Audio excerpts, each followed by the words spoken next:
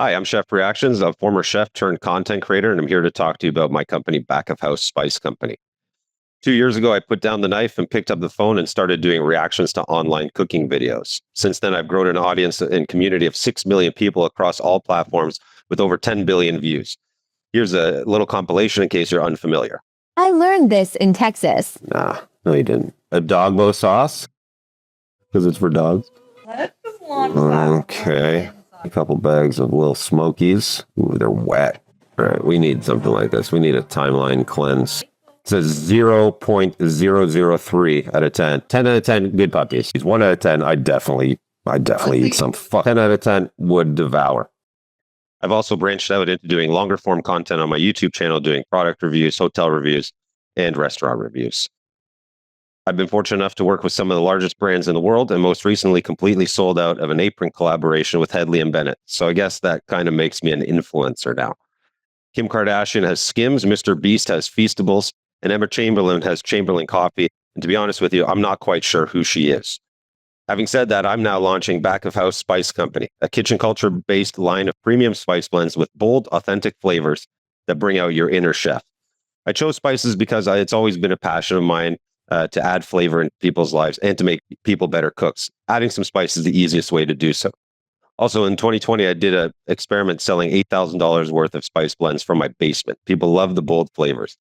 It doesn't hurt that spices have a very long shelf life for a food product as well. Our spice blends are made by chefs for everyone. Our spices are high in quality, freshly ground, non-GMO, gluten-free, vegan, and kosher. Our spice blends are bold in flavor, authentic, and respectful to the cultures they originate from. We're going to package in eco-friendly milk cartons that are easy to store and easy to pour. Our bold color palette and playful artwork will help us stand out from a crowd of brown bags and plastic shakers. We're also going to do limited merch drops of kitchen essentials and clothing to engage with our community and expand the brand. Launching with 3 blends as well as a finishing salt and a cracked black pepper blend, we'll look to introduce more SKUs periodically. We're going to collaborate with our network of food creators for content, as well as send out influencer packs prior to launch. Once our branding guidelines are finalized, we're going to start collecting emails to build a subscriber list for newsletters. We're going to start with direct to consumer, and we're going to partner with a centrally located co-packer to ensure quality control and efficient fulfillment with an eye to eventually move into retail. As I mentioned earlier, I've built an audience for distribution. A 1% conversion of my community would be about 60,000 units reach organically and theoretically without any ad spend. I'm Chef Reactions, a former chef turned founder. Along with my marketing wizard, Mary, we're bringing you Back of House Spice Company. Look forward to your questions. All right. Thanks, Chef. All right. We'll start with Stu. Question for Chef. Really great and cool to hear kind of more of the background. Do you worry that the long shelf life, it's an advantage in some ways, but do you also worry that that prevents you from getting recurring customers, recurring revenue? Because especially if you're selling to consumers, maybe they're not going through the spices as quickly and they do stay good for a long time. All right. Thanks. And how about you, Gary? Yeah, maybe if you could talk a little bit about the competition and distribution.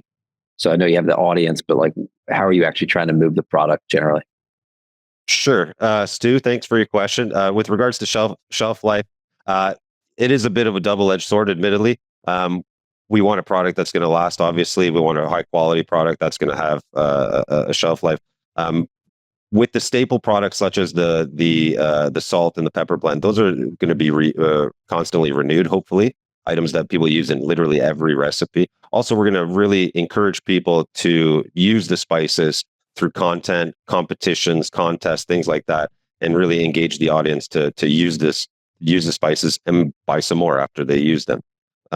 Gary, with regards to the competition, I like to use Liquid Death as an example, as a company that sells fairly ubiquitous product, water being the most ubiquitous product on the planet.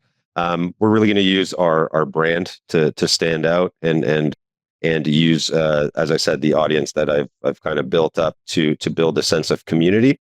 And we're going to do that through direct to consumer strictly to start with. And then hopefully maybe we'll move into retail one day, wholesale, restaurant supply and stuff like that.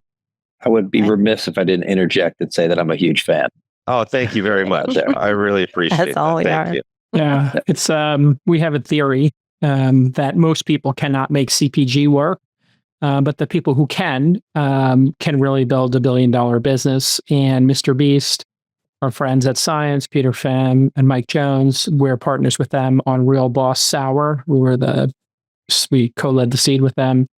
And watching Chef, we realized the authenticity, the billions of views, the millions of listeners takes what was the worst part of the tech CPG challenge out of the picture, which is getting the first 10,000 customers, the first 100,000 customers. It's kind of baked in with chefs. And you can see that in the partners like Thermador, the famous, what's the famous apron company that's on Headley and Bennett. Bear?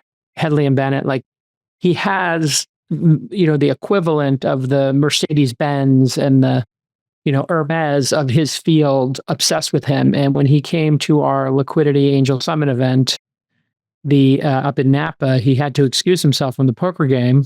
And he's like, I can't make it. I'm really sorry. Because I have to go to French Laundry, where they literally are so obsessed with him that they made a menu for him and, just knocked his socks off. And then when the check came, it just said, your money's no good here.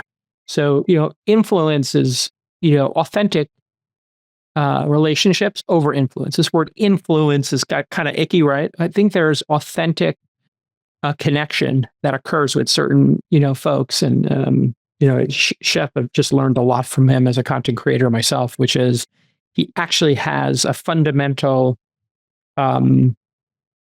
operating system and a rule set, heuristics that he, has really been thoughtful about creating for his content. What he does is elegantly simple, yet very complex. And then what he doesn't do is also, the most important part of the puzzle. And so he's the next Anthony Bourdain in my mind. And, he's like that heir apparent.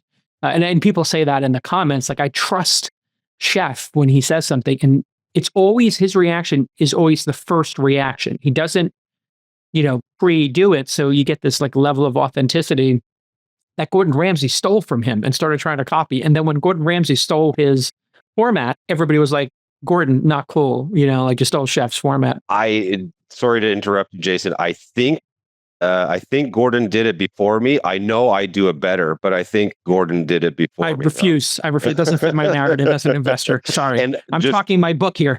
Just to add on with the term influence, one thing that I kind of scoffed at it before I got into this field, but the word community really comes to mind, because I feel like I've really cultivated a community of people versus just followers or subscribers or whatever. I do feel that there's a true element of community there. And thank you, Jason, for your kind words. And then there's like, you do pick things up in this very entertaining format, which, the architecture of All In and This Week in Startups has always been laugh and learn, has been my architecture. And I think Chef has that same concept, because he will say something very subtle, like wet hand, dry hand, wet hand, dry hand. And I was like, I've never heard of that. I look it up.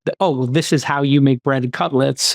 You're going to make, a chicken parm. You use the wet hand, the dry hand. It's super smart, right? And then like cutting boards, and just this little knowledge is embedded in there, and it really is addicting. So great job, and we're really excited